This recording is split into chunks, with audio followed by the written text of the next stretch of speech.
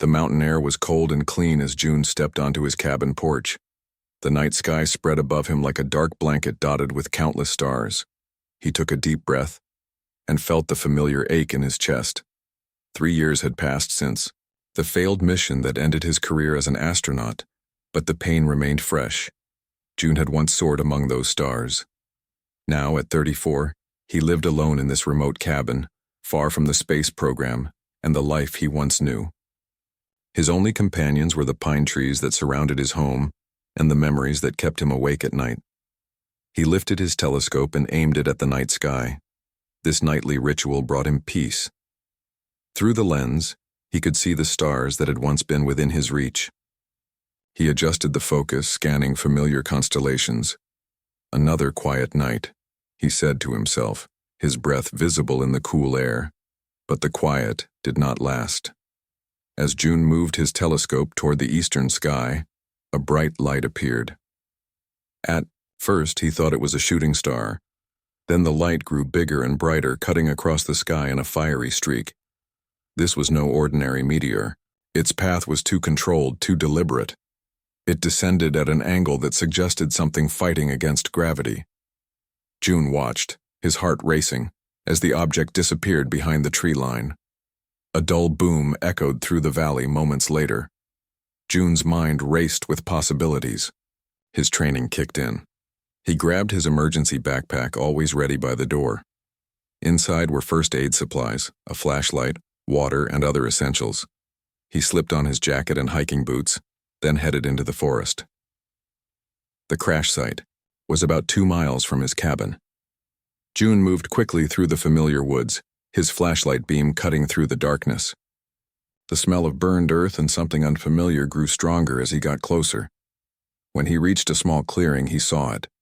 A crater about 15 feet wide held what was clearly not a meteor.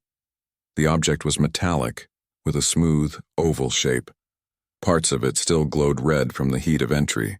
Strange symbols covered its surface, unlike any language June had ever seen.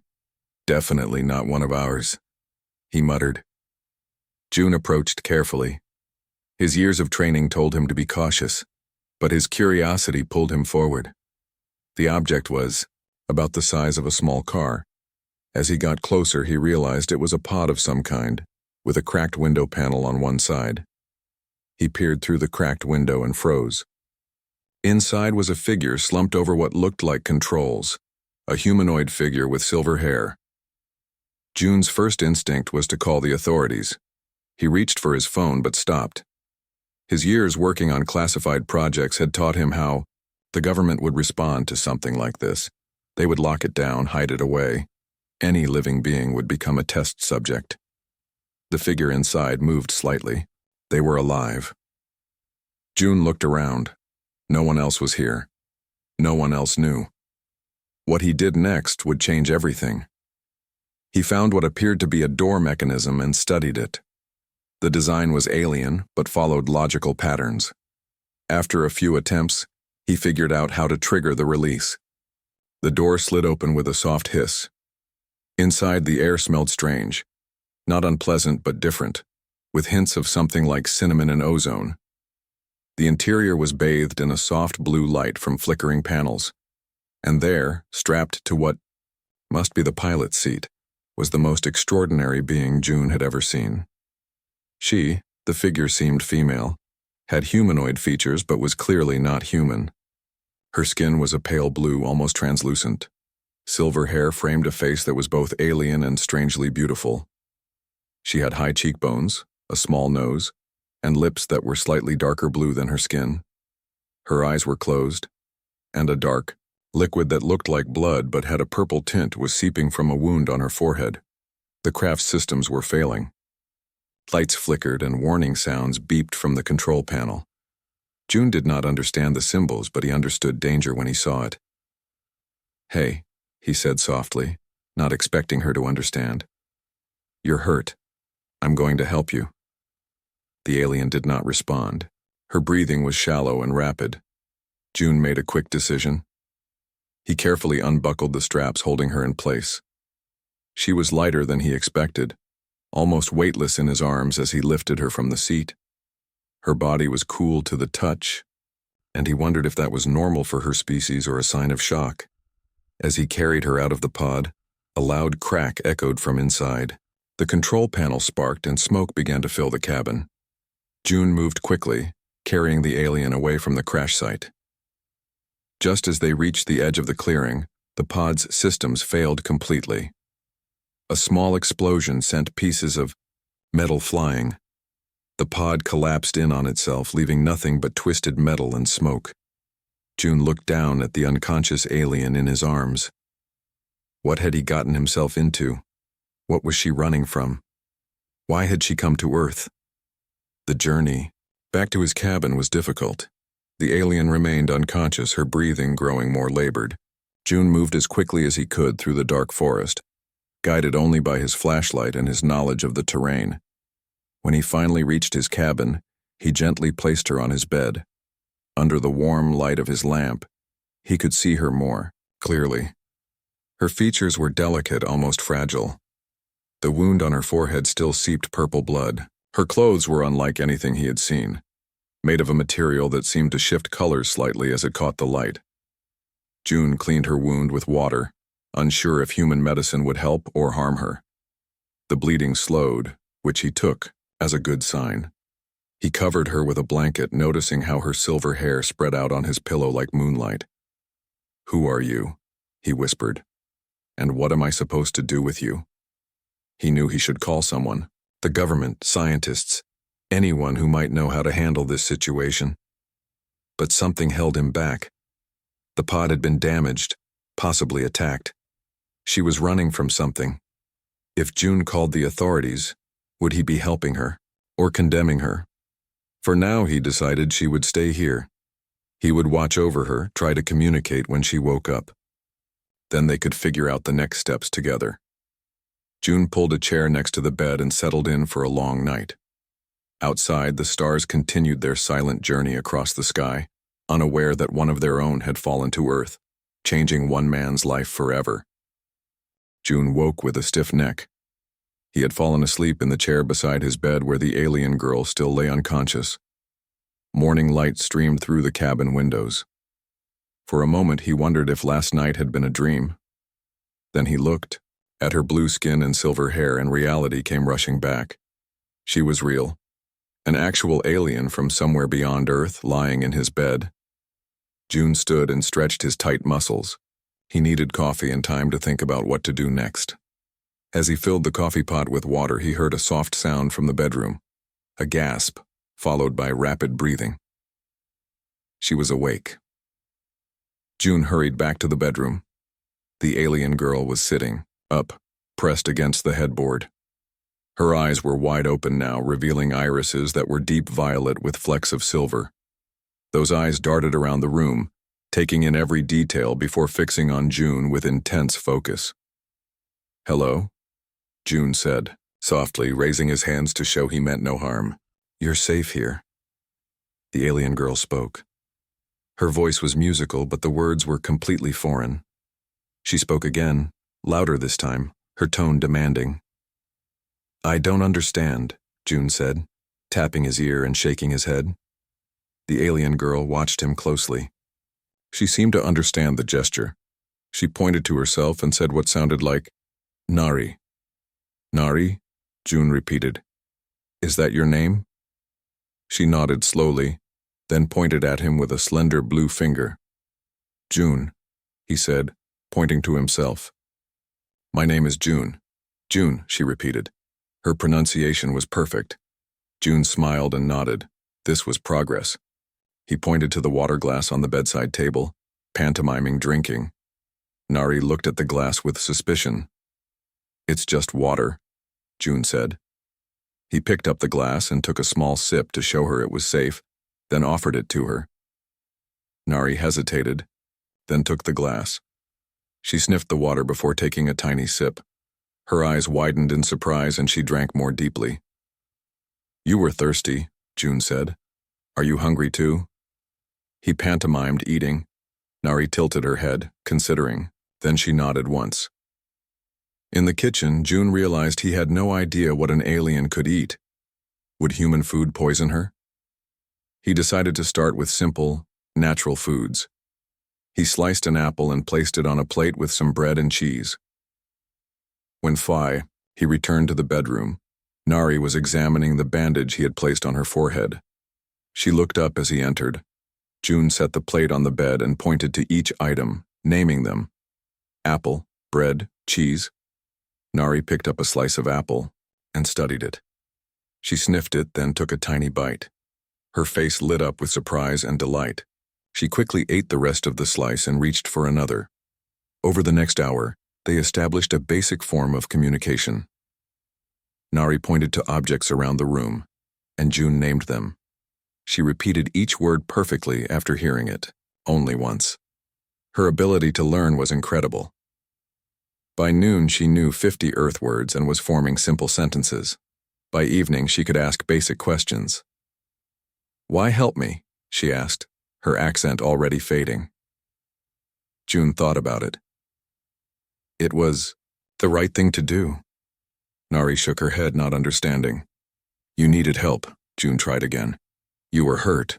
My people watch your people," Nari said slowly, choosing her words carefully. "Long time, from far, you fight, you kill. Why help not your kind?" June felt a chill. Her people had been watching Earth? For how long? "Not all humans fight and kill," he said. "Many of us help others, even strangers, even—" He gestured to her. "Those who are different." Nari processed this. "Your leaders know I am here?" June shook his head. "No, I didn't tell anyone." "Good," she said firmly. "Must hide. Danger comes." "What danger? What were you running from?" Nari's expression darkened. She walked to the window and looked out at the sky. "Koroth," she said, the word sounding harsh in her musical voice. "Bad people. Hunt me. Hunt you too soon." "Hunt us? Humans?" Nari nodded. She made her hands into the shape of a ship. "My ship. Research only. Watching Earth. Koroth attack us." She made an explosive gesture. "I escape.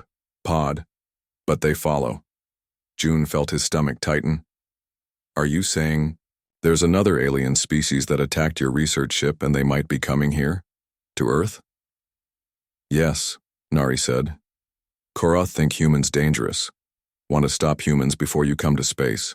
More power. But we're barely in our own solar system," June argued. "We're no threat to anyone out there." Nari smiled sadly. "Koroth see future, not now. Humans grow fast. Learn fast." She tapped her head. "Smart. Strong spirit. Koroth fear this." June sat down heavily on the edge of the bed. Yesterday, he didn't know aliens existed. Today, he was being told that humanity faced a threat from the stars. "I need to warn people," he said. Nari shook her head frantically. "No, Koroth have spies. Tech to hear electric talk. They find us. Kill us. Must fix first." She pointed to a small device on the bedside table, something June had found in her pocket. "My communicator. Broken. Need parts. Then call my people. They help." June picked up the device. It was unlike any technology he had ever seen, with circuitry that seemed to flow like liquid under a transparent surface. "I don't know if I can fix this," he admitted. "I fix," Nari said. "Need parts, simple parts. You help find?" June nodded. "I'll help, but we'll need to be careful. If anyone sees you—" "I know," Nari said. "Secret."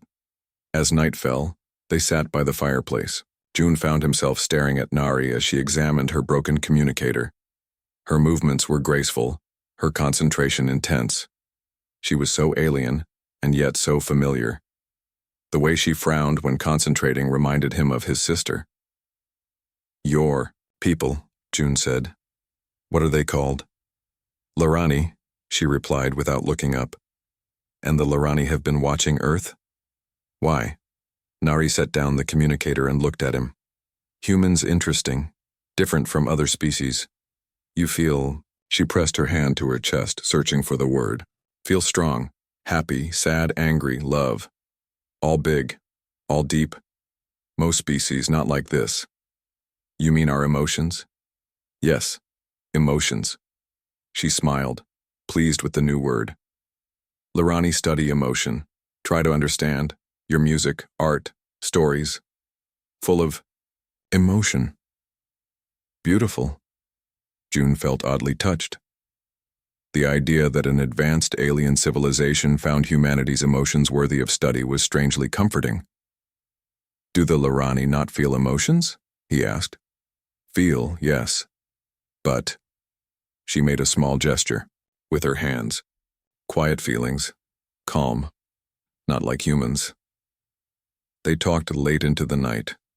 Nari's command of English grew with every hour. She explained that the Lorani had mental structures that helped them learn languages quickly. By midnight, she was speaking. In complete sentences, though still with some grammatical errors. As June prepared to sleep, insisting that Nari keep the bed while he took the couch, she stopped him with a light touch on his arm. Thank you, she said, her violet eyes serious. Many would fear difference. You helped. You're a good human, June. June felt his face grow warm. Get some rest, he said. Tomorrow we'll figure out how to get the parts you need. As he settled, onto the couch, June looked out the window at the stars. Somewhere up there were the Karath, possibly heading toward Earth. And somewhere else were the Lorani, who had been watching humanity with fascination. The universe had suddenly become much larger and more complicated. Yet strangely, with Nari under his roof, June felt less alone than he had in years. 3 days after Nari's crash landing, June drove his old truck down the mountain road toward town. They needed supplies and parts for Nari's communicator. Her list was strange. Copper wire, small crystals, and oddly, a simple calculator. I can use Earth technology, she had explained. Not perfect, but will work for basic signal. June kept glancing at the passenger seat, where Nari sat hidden under a large coat with the hood pulled up. They had used makeup to cover her blue skin, but nothing could disguise her unusual eyes or the slight glow her skin gave off in darkness. Remember, June said quietly, no talking in the store. Stay close to me. Nari nodded under her hood. I understand. Quick in, quick out. The small town of Pine Ridge had only one general store and an electronics shop. As June parked outside the general store, he noticed something unusual. A black SUV with government plates was parked nearby. His heart began to race. Change of plans, he whispered. Stay in the truck, lock the doors. Inside the store, June tried to act normal as he gathered food supplies. He overheard 2 men in suits talking to the store owner. Anything unusual in the past few days? Strange lights in the sky? People you don't recognize? One man asked. The store owner shook his head. Nothing strange. Well, except the meteor 3 nights ago. Whole town saw that. Meteor? The man asked, suddenly interested. Yeah, big one. Came down somewhere in the mountains. Some folks wanted to go look for it, but that's all protected forest up there. Need permits and such. June kept his head down, placing canned food in his basket. The men in suits were clearly government agents, investigating the crash. He needed to finish quickly and get back to Nari. As he paid for his groceries, June felt the gaze of the agents on his back. He nodded politely as he passed them on his way out. At the electronics store, he quickly found the items Nari needed. The owner gave him a curious look when he asked for specific crystal types. Building a radio? The owner asked. June forced a smile. Just a hobby project. When June returned to his truck, Nari was tense. Men in black clothes, she whispered. Looking at me, I pretend to sleep. June started the engine. Government agents. They're investigating the crash site. We need to be careful. They drove back up the mountain road in silence. As they rounded a bend, June suddenly hit the brakes. A roadblock was set up ahead. More men in black suits and vehicles with government markings blocked the way.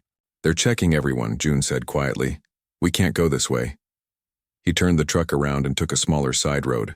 It was longer and rougher, but it would get them back to the cabin eventually. June, Nari said, her voice tight with fear. Not just your government. Look. She pointed to the sky. A faint light moved across the clouds, too slow for a plane and too controlled for a meteor.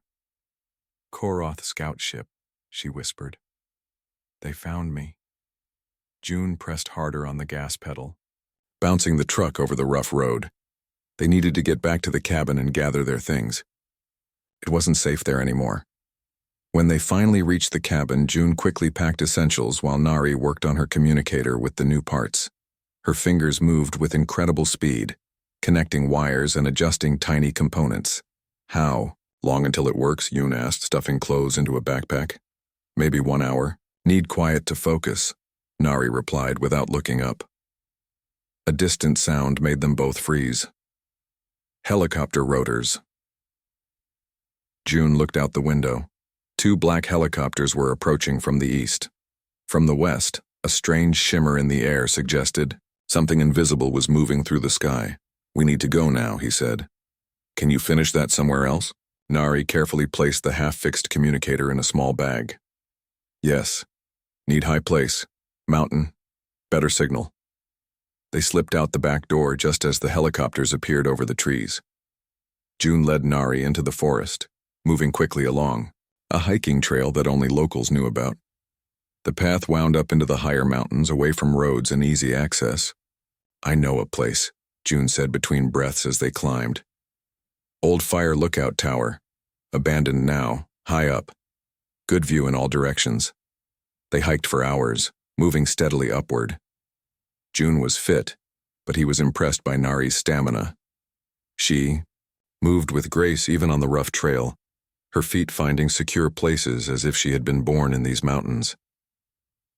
As the sun began to set, they reached the old lookout tower.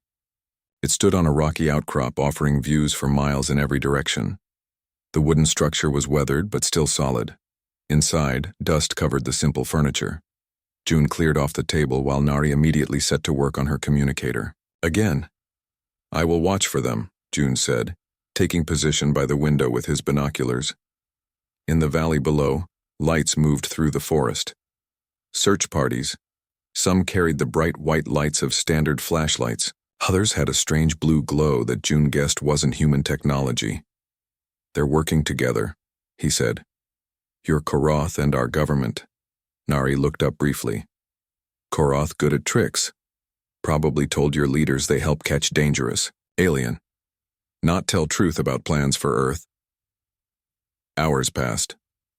Nari worked silently on her device while June kept watch.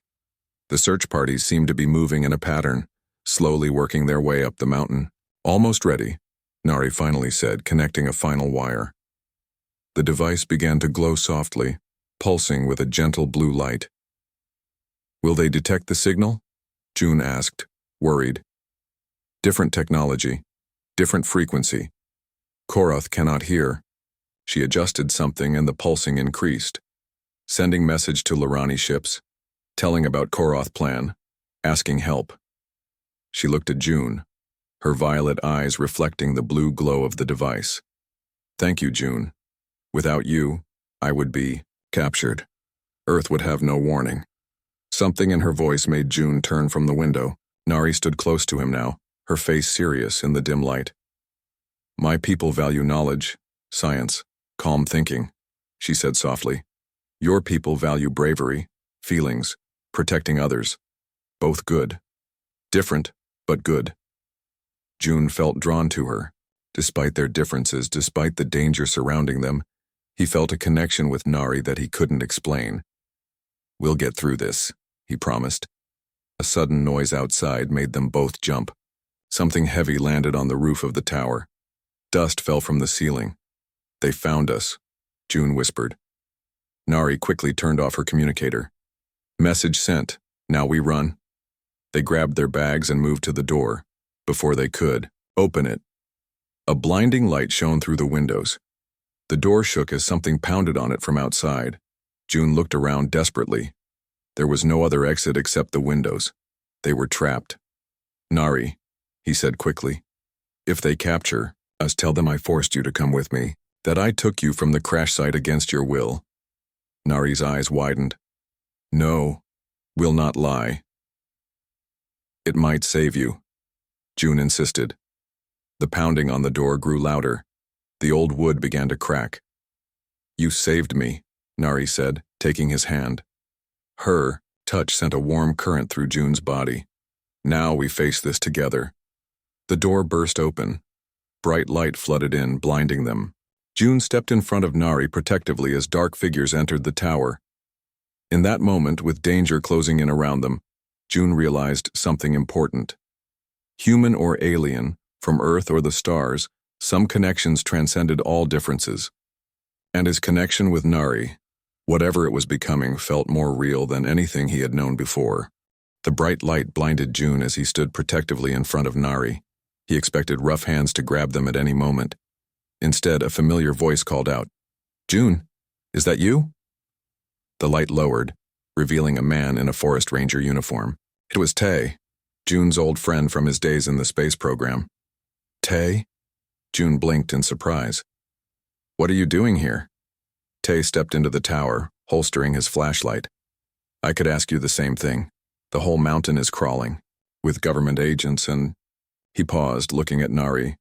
Even with the makeup covering her blue skin, her unusual eyes and features were clearly not human in the direct light. "So it's true," Ty whispered. "The meteor wasn't a meteor." "I can explain," June started, still standing between his friend and Nari. Tay raised his hand. "No time. Those men in black suits are right behind me, and there's something else out there too. Something that isn't human." He looked at Nari. "I'm guessing those are looking for you?" Nari nodded solemnly. "Yes. Koroth hunters. Very dangerous." Tay took a deep breath. "I came up here to warn whoever was hiding. The thermal cameras picked up 2 heat signatures moving up the mountain. I recognized this old route and got here first." He moved to the window, peering out cautiously. "We have maybe 5 minutes before they reach this position." "Why are you helping us?" June asked, still cautious. Tay looked at him seriously. "Because I know you, June. If you're protecting her, there's a good reason." He turned to Nari. "And I've always believed we weren't alone in the universe." "We need to go," Nari said urgently. "Message sent to my people, but need safe place until they come." Tay nodded. "I know somewhere. An old mining tunnel, not on any recent maps. My grandfather showed me when I was a kid." He pointed west. 2 miles that way, but we need to move now." They quickly gathered their things and followed Tay out of the tower. The night was cold and clear, the stars bright overhead. Tay led them through dense forest, avoiding the main trails. They could hear distant voices and see flashlight beams sweeping through the trees below them. "Stay low and move quietly," Tay whispered. They made slow progress through the rough terrain. Twice they had to hide as search teams passed nearby. Once, June caught a glimpse of what must be a Koroth hunter. Its shape was humanoid, but taller and thinner than any human, moving with an unnerving fluid grace through the forest.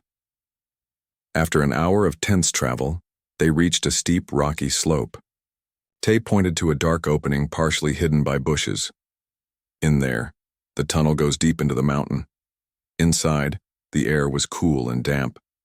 Tay led them several hundred yards into the tunnel before stopping in a wider chamber. He switched on a lantern, casting long shadows on the rough rock walls. "We should be safe here for now," he said. "No one knows about this place except old-timers, and the entrance is hard to spot." Nari sat down on a flat rock, her expression troubled.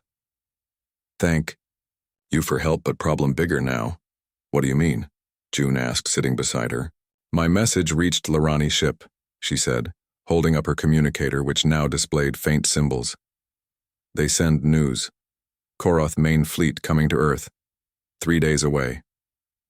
June felt his blood run cold. "A fleet? For invasion?" Nari nodded, grimly. "Yes. They see humans as future threat. Want to stop you before you develop more space technology." Tay leaned against the wall, his face pale in the lantern light. "Why would they see us as a threat? We've barely reached our own moon." "Human potential," Nari explained. "Koroth can see patterns of development. They know in 50 years, maybe less, Humans will have technology to travel between stars. They fear this. So they're going to wipe us out before we get there, June said, understanding dawning. Billions of people just because we might become a problem someday. Nari touched his arm gently. My people will help. Lorani do not agree with Koroth methods, but need time to gather ships, prepare defense. Do they have enough ships to stop an invasion? Tai asked. Nari hesitated. Not alone. Need humans to help. June laughed bitterly. With what? Our technology is centuries behind yours. Not all technology, Nari said. June, your mission that failed. The classified space mission. What was it? June stiffened. How do you know about that? Lorani watch Earth. We saw. Tell me. June looked at Tay, who nodded. The classified information didn't matter now, not with alien fleets heading toward Earth. We were testing new weapon systems, June said quietly. Energy weapons designed to protect future space stations. The test failed. The power systems overloaded. 2 good people died. Nari's eyes lit up. This technology can make it work with Lorani power sources, can help fight Koroth. She turned to Tay. Need to speak with your leaders. Show truth. Tell about Koroth plans. They'll never believe us, Tay said. And if they do, they'll probably just lock you up for study. No choice, Nari insisted. Billions of lives, worth risk. They fell silent, each lost in thought. The fate of Earth hanging over them like a heavy weight. Finally, June spoke. My old commander, General Day. He would listen. He always believed there was life out there. If we can reach him, show him Nari, explain the situation. How do we reach a general? Tay asked. The whole mountain is crawling with agents looking for you two. June smiled slightly. I still have his private number, for emergencies. I think this qualifies. Using Tay's satellite phone, June made the call. It was brief, tense, but ended with a plan. They would meet General Day at a remote airfield at dawn. As they prepared to leave the safety of the mine, Nari pulled June aside. Must tell you truth, she said softly. Lorani have watched Earth for long time, centuries. We see humans grow, develop, fight wars, make peace. We see beauty and cruelty. Why tell me this now? June asked. Because what comes next changes everything. For your people, Nari said. Today Earth joins Galactic community. No more watching from distance. You will know you are not alone. Some humans will be afraid. Some angry. Need people like you to help others understand. Her violet eyes held his gaze. Lorani Council said wait 100 more years before contact. Let humans develop more slowly. But Koroth forced our hand. June took in this revelation. All this time we looked at the stars and wondered if anyone was out there. And you were watching, waiting. Waiting for right time, Nari corrected. Watching, because we admire humans, your art, music, your emotions, the way you care for each other despite differences. Lorani children study human stories. I studied human languages, cultures, feelings. She placed her hand over her heart. I understand now why Lorani find humans so fascinating. You feel everything, so deeply. You risk everything to protect others, even strangers from stars. In that moment, in the dim light of the mine, June saw Nari not as an alien researcher, but as a person who had come to care for humanity, who had come to care for him. We should go, Tay called from near the tunnel entrance. It's almost dawn. As they moved toward the tunnel entrance, June reached for Nari's hand. She took it, her slender blue fingers intertwining with his. Whatever happened next, they would face it together. Outside, the first light of dawn touched the eastern sky. Somewhere up there, beyond the blue, 2 alien fleets were converging on Earth. And here, on a mountain in the middle of nowhere, a human and an alien walked hand in hand toward an uncertain future. The small airfield sat empty in the early morning light. Mist hung low over the runway as June, Nari, and Tai approached cautiously. A single black car waited near a small hangar.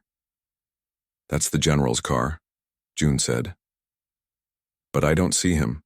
They moved closer. staying alert for any sign of a trap. When they were 50 yards from the car, the hangar door slid open. A tall man with gray hair and a military bearing stepped out. General Day, beside him, stood a woman in a lab coat. June recognized her immediately. "Mina," he breathed. His sister, a brilliant physicist who had worked on the same space weapons project. The general raised his hand in greeting but kept his distance. "Show me," he called. June looked at Nari. She nodded and stepped forward, removing the hood that hid her face. Even in daylight, there was no mistaking her alien features. Her blue skin seemed to shimmer in the morning sun, and her violet eyes caught the light like gemstones. General Day's expression remained neutral, but Mina gasped audibly. They approached slowly, eyes fixed on Nari. "You said this was about national security," the general said to June. "I believe you now." Inside the hangar, away from any watching eyes, they explained everything. The Koroth fleet approaching Earth, the Lorani who had been observing humanity for centuries, the technology that might help defend the planet. Mina examined Nari's communicator with wonder. "The power source alone is beyond anything we've developed," she said. "And you think this can be adapted to our weapon system?" Nari nodded. "Yes. Lorani understand Earth technology, can help improve, make stronger." "How long do we have?" General Day asked. 2 days until Koroth fleet reaches Earth orbit," Nari replied. "Lorani ships also coming, but few in this sector. Not enough to stop Koroth alone." The general paced the concrete floor. "I need to contact the president, the Joint Chiefs. But without proof, they won't believe me." "We are the proof," June said, gesturing to Nari.